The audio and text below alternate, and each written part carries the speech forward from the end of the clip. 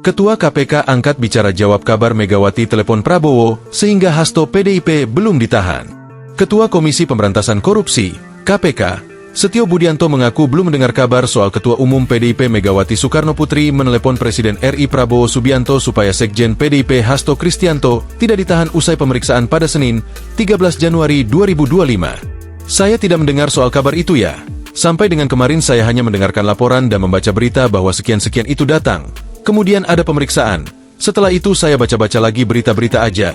Kata Setio di Gedung Merah Putih KPK, Jakarta Selatan, Selasa, 14 Januari 2025. Komisaris Jenderal Polisi itu meminta awak media bertanya langsung kepada pihak yang memiliki informasi tersebut. Jadi sebaiknya ditanyakan sama yang informasi itu. Apakah memang betul seperti itu? Kalau dari sini sih enggak.